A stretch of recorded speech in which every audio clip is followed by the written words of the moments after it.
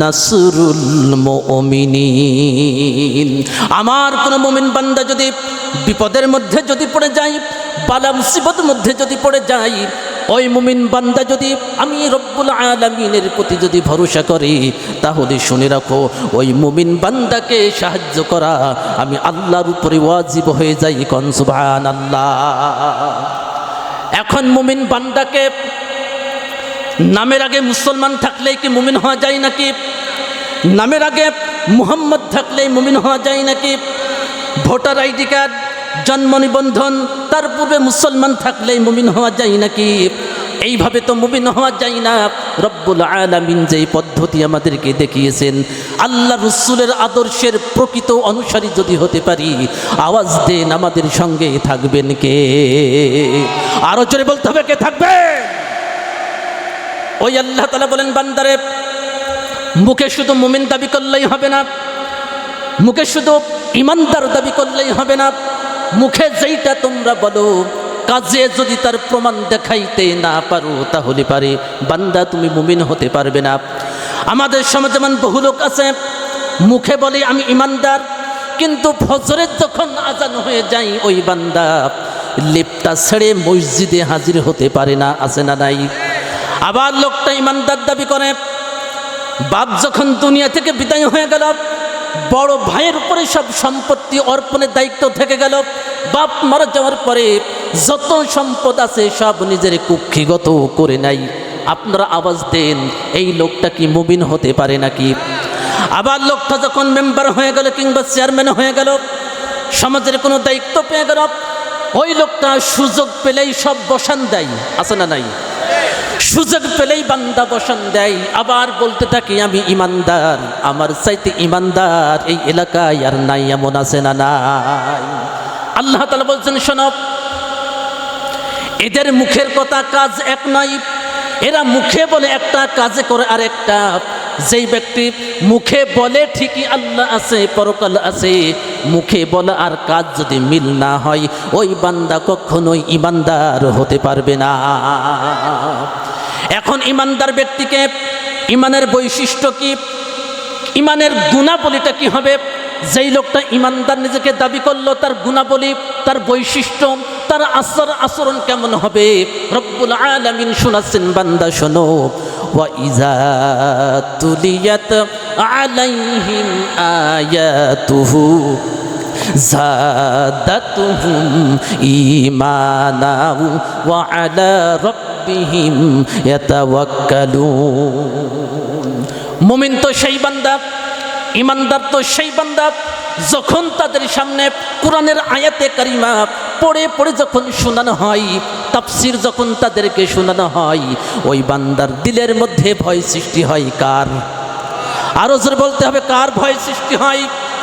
যেই লোকটা কোরআনের কথা শুনল, নবীজির কথা শুনল, শোনার পরেও যদি দিলের মধ্যে ভয় না হয়, দিলের মধ্যে যদি ভীত সন্ত্রস্ত বান্দা না হয়, ওই বান্দা ইমানদার হতে পারবে না, ওর সঙ্গেও আল্লাহ পাক থাকবে না। ওয়া আলা রাব্বিহিম ইয়াতাওয়াক্কালুন। বান্দা ভরসা করে শুধুমাত্র একমাত্র কার উপরে? আরো আওয়াজ দিতে হবে, কার উপরে? এজন্য বান্দা সব বিসর্জন দিলেও ইমান বিসর্জন দিতে পারে। যা আছে মোর সব নিয়ে যাও, ইমান আমার নিও না। বলি আমিন। যা আছে মোর সব নিয়ে যাও, ইমান আমার নিও না। ইমান ছাড়া ও গো প্রভু মরণ আমায় দিও না। যা আছে মোর সব নিয়ে যাও, ইমান আমার নিও না। বলি আমিন। এজন্য মুমিন বান্দা তো ওই ব্যক্তি জীবনের সব বিসর্জন দিতে পারবে, ইমানের উপরে টিকে থাকতে গিয়ে সম্পদ চলে যেতে পারে, নিজ এলাকা ছাড়তে হতে পারে, নিজ মাতৃভূমি ত্যাগ করে অন্য এলাকায় গা ঢাকা দিয়ে থাকতে হতে পারে, লোক সমাজ তাকে খারাপ বলতে পারে। সব বিসর্জন বান্দা দিলেও ইমান বিসর্জন দিতে পারে না। ইমান হচ্ছে একজন ব্যক্তির সব থেকে দামি সম্পদ। এর থেকে দামি সম্পদ আর থাকতে পারে? একটা দৃষ্টান্ত দেওয়া যেতে পারে। ইমানটার দৃষ্টান্ত এরকম বলা যেতে পারে, ইমান হলো একটা সংখ্যা এক। এই ইমান যদি এক হয়, ইমান আনার পরে নামাজ পড়লে একটা শূন্য একের পাশে বসে যায়। এখন বলেন, একের পরে এক যদি ইমান হয়, ব্যক্তি নামাজ পড়লো, ওই একের পাশে যদি একটা শূন্য বসে, একের দাম বাড়ে না কমে? কত বাড়ে? 10 হয়ে যায়। সুবহানাল্লাহ। আবার লোকটা যখন রোজা রাখলো, আর একটা শূন্য বসে গেল, একের দাম কত হলো? 100 হয়ে গেল।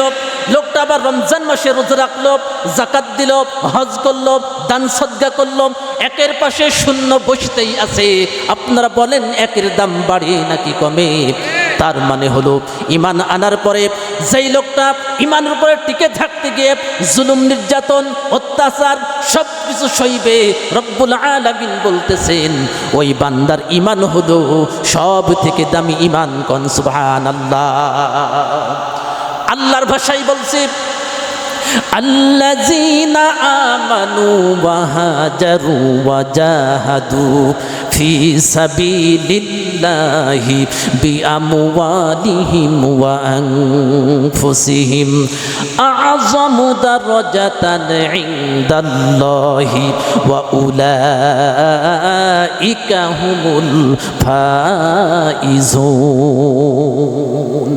আল্লাহ তাআলা বলেন, আল্লাযীনা আমানু, যারা নাকি ইমান এনেছে, এই ইমান উপরে টিকতে থাকতে গিয়ে, ইমানের উপরে টিকে থাকতে গিয়ে ওয়াহাজারু, অন্য এলাকায় হিজরত করতে হবে।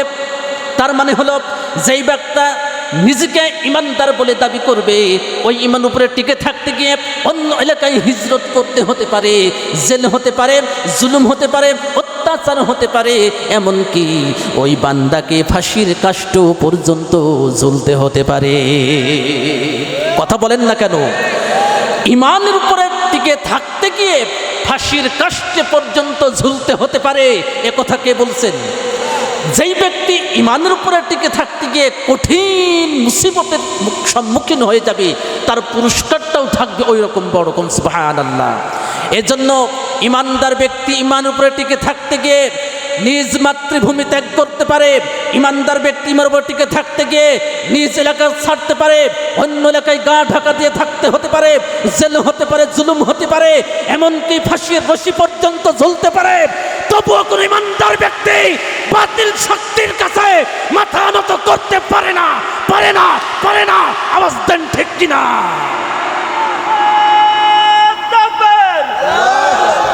জোরে কর, লিল্লাহি তাকবীর। আল কোরআনের শত্রুরা, রুশ ভারতের দালালেরা, নারে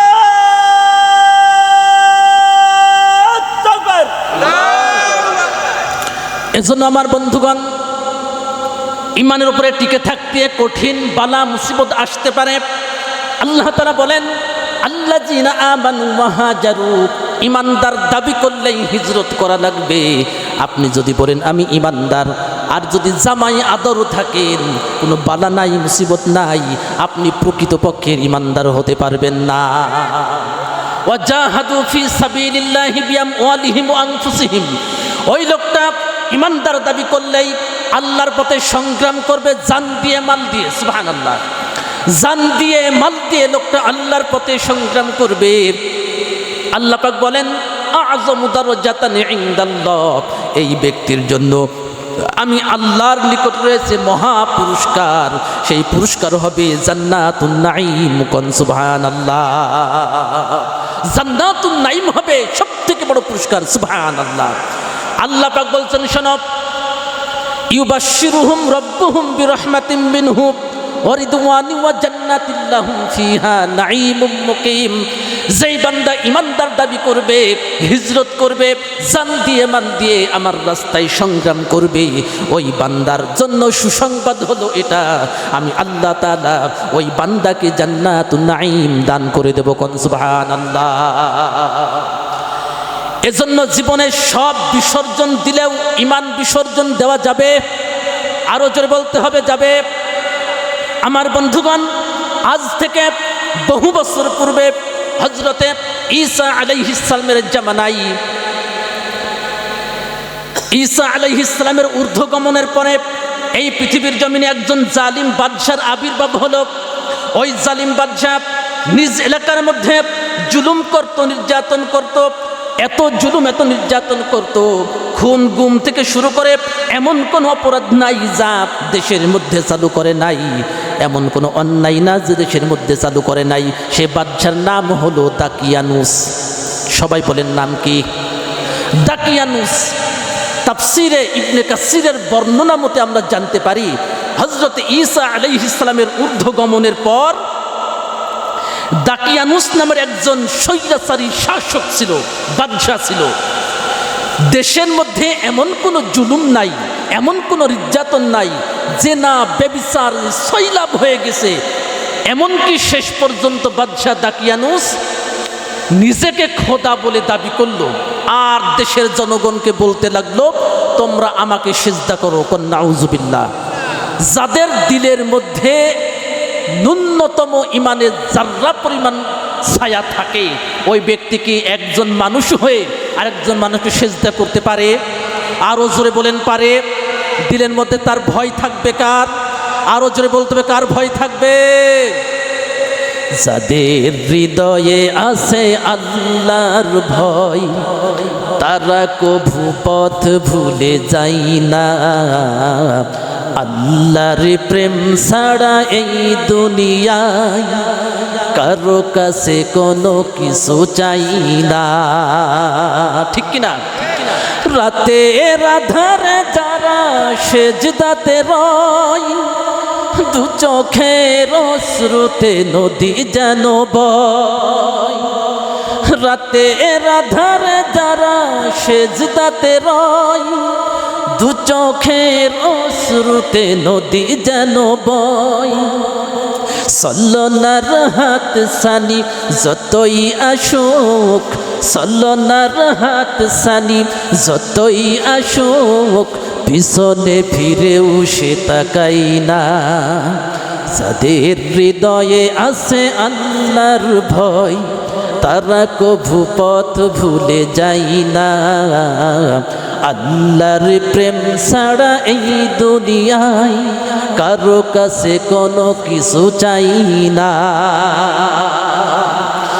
যাদের হৃদয়ের মধ্যে ভয় থাকে কার?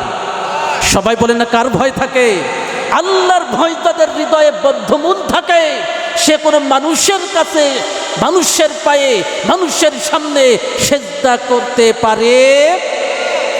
বাদশা দাকিয়ানুস দেশের মধ্যে অন্যায় অত্যাচার জুলুম বলতে যা বুঝাই, এমনকি নিজের মূর্তি সব জায়গায় টাঙিয়ে দিল, আর বলতে লাগলো আমি নিজেই খোদা, তোমরা আমাকে সিজদা করো, আমার চাইতে বড় খোদা আর নাই। ঠিক ওই দেশের মধ্যে, ওই সাম্রাজ্যের মধ্যে 7 জন যুবক দাঁড়িয়ে গেল। তারা বলতে লাগলো আমরা সব বিসর্জন দিতে পারবো, কিন্তু ঈমান বিসর্জন দিতে পারবো না।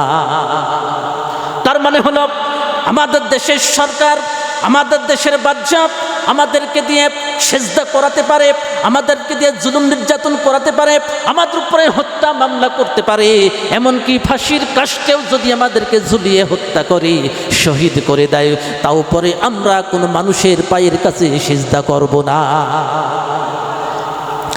বাদশার কানে খবর পৌঁছে গেল আমার রাজ্যের মধ্যে 7 জন যুবক আছে যারা আমারে মানে না, আমারে সিজদাও করতে চাই না, আমাকে খোদাও মানতে চাই না। তাদেরকে তাড়াতাড়ি ধরো আর গ্রেফতার করো। তাদেরকে সঙ্গে সঙ্গে গ্রেফতার করা হলো। আপনারা বলেন শুধু সেই সময় নাই, বর্তমান জামানায় 5ই আগস্টের পরে তার পিতার নামে যদি কোনো কিছু বলা হতো, একদিন নয়, 1 ঘন্টা নয়, 1 মিনিটের মধ্যে তাকে গ্রেফতার করা হয়েছে। অথচ আমরা তাকে জাতির পিতা মানি না। আমাদের জাতির পিতাকে সবাই বলেন, জাতির পিতাকে? আমাদের জাতির পিতা ইব্রাহিম আলাইহিস সালাম, আমাদের জাতির পিতা সাইয়্যিদনা ইব্রাহিম আলাইহিস সালাম। এটা আমরা ঠিক করি নাই, ঠিক করেছেন কে? আরো জোরে বলেন, কে ঠিক করেছেন? এই জাতির পিতার ইমানদার সন্তানেরা শুধু সেই যুগে নাই, এই পৃথিবীর প্রতিটা আনাচে কানাচে জনপদে ছড়িয়ে ছিটিয়ে আছে। আল্লাহর আওয়াজকে বুলন্দ করার জন্য, আল্লাহর কোরআনকে প্রতিষ্ঠা করার জন্য, কোরআনের রাজ কায়েম করার জন্য ইব্রাহিমী সন্তানেরা এই 56,000 বর্গ মাইলে বুকের তপ্তল হতে হবে, বাতিল শক্তির কাছে মাথা নত করবে না, করবে না, করবে না। আওয়াজ দেন ঠিক কিনা?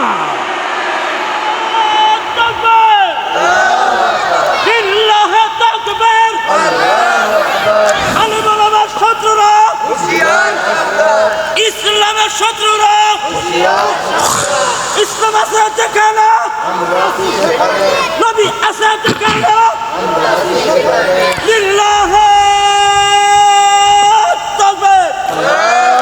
এজন্য আমার বন্ধুগণ, ইমানদারেরা সব বিসর্জন দিতে পারবে, ইমান বিসর্জন দিতে পারবে না।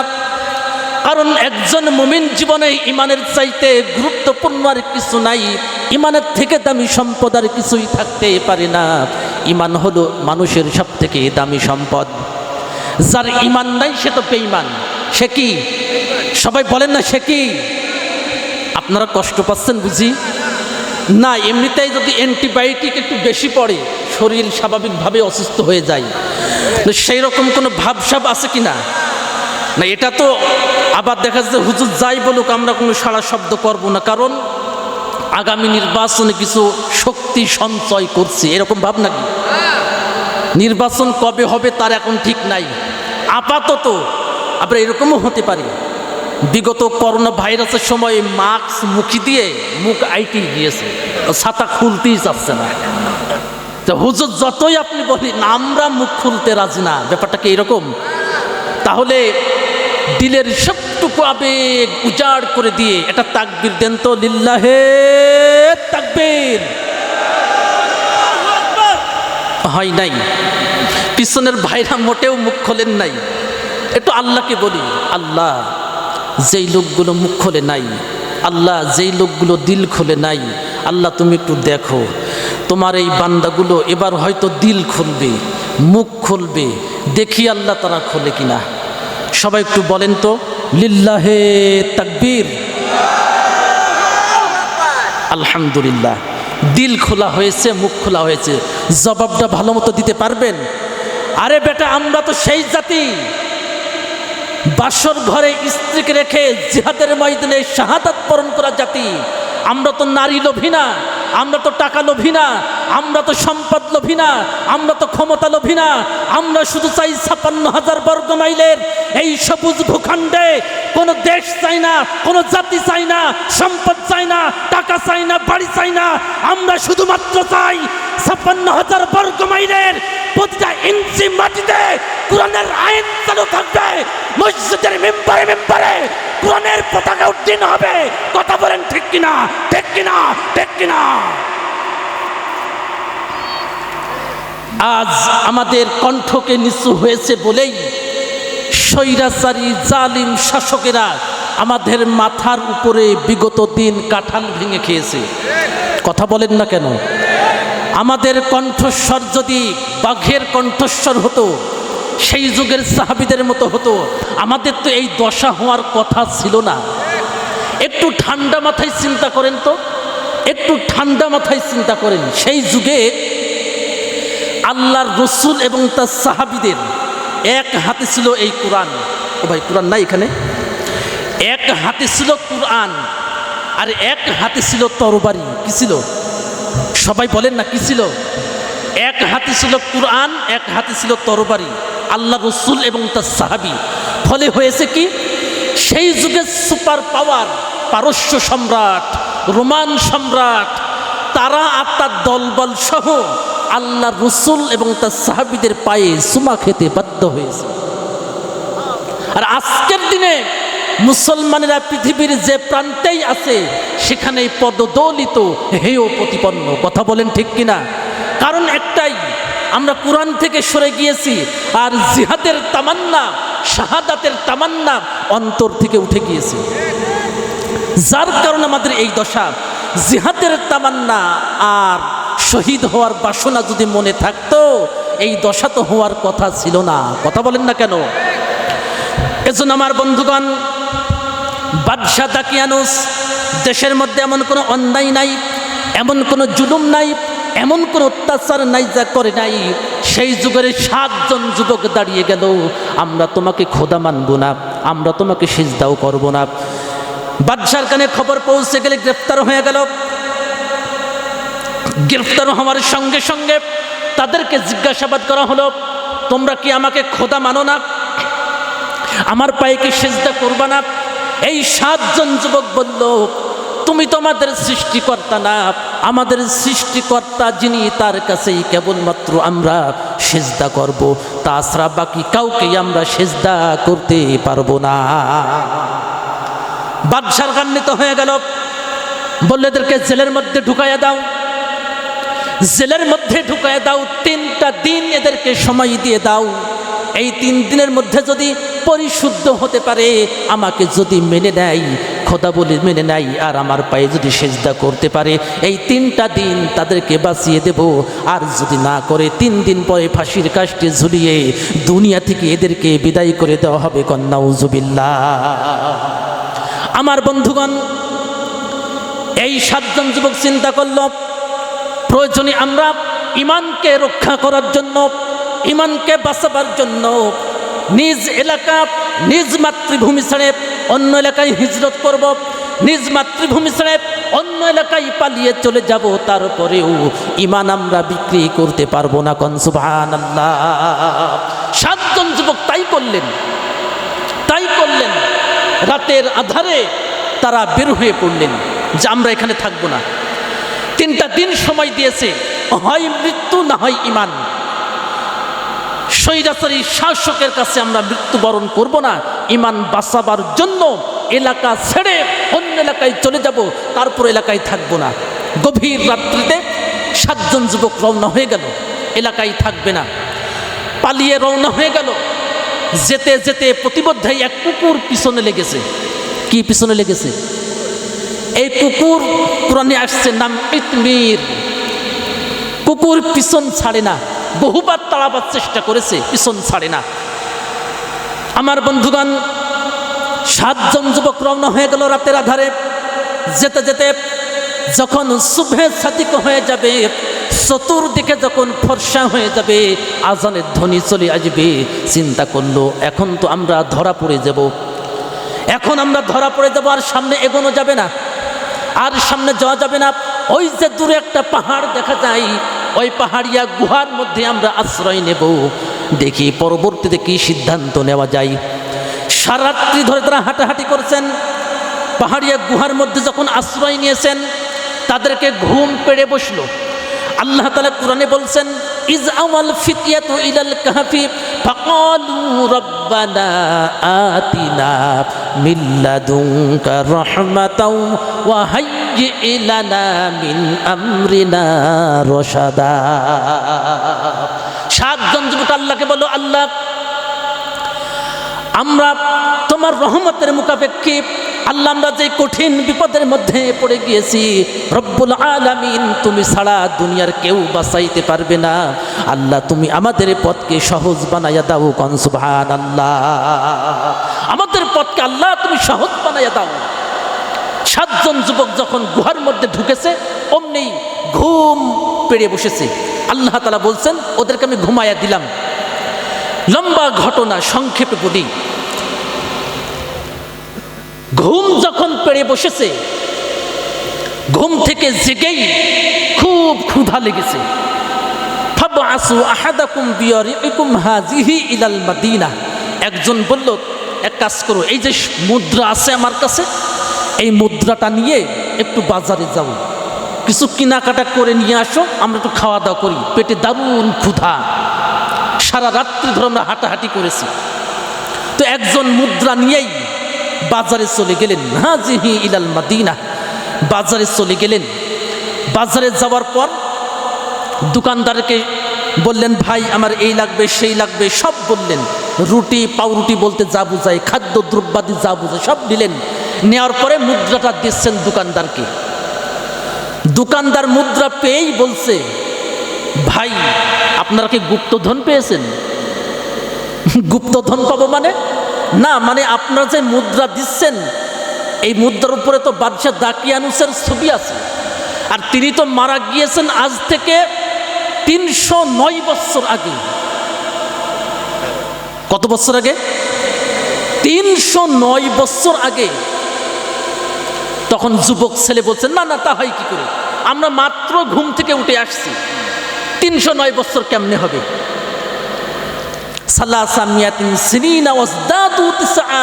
আল্লাহ বলছেন 900 বছর, কি বলে 300 বছর উপরে আরো 9 বছর, কত হলো?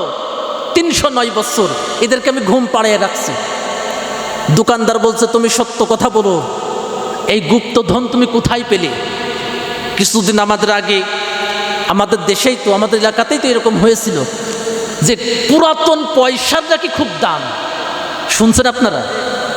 সেই আগেকার পয়সা, কি বলে পাকিস্তান আমলের পূর্বের কিছু পয়সার নাকি খুব দাম, সে নাকি গুপ্তধন হয়েছে।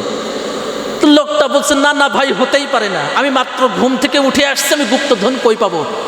দোকানদার যুবক ছেলে কথা বলছেন, কথা বলতে বলতেই কিছু লোক জোগাড় হয়ে গেল। কিছু লোক যখন জোগাড় হয়ে গেল তখন দোকানদার বলছে, শোনো, তোমাকে আমরা ছাড়ছি না, বলো তোমার পরিচয় কি, চলো আমাদের বাদশার কাছে। ওই যুগের বাদশাহ যিনি ছিলেন তিনি ছিলেন ন্যায়পরায়ণ, ছিলেন সৎ মানুষ। কোন সুবহানাল্লাহ! সৎ মানুষ, ন্যায়পরায়ণ ছিলেন। তার কাছে নিয়ে যাওয়া হলো। সব কিছু শুনে মিলে তিনি বললেন, চলো তোমাদের গুহার কাছে একটু যাই, দেখি তোমাদের কি অবস্থা। তো সাথে করে নিয়ে আসলেন। যুবক ছেলে গুহার মধ্যে প্রবেশ করলেন। প্রবেশ করা মাত্রই গুহার মুখটা আল্লাহ তাআলা তার আপন কুদরতে বন্ধ করে দিলেন। কোন সুবহানাল্লাহ!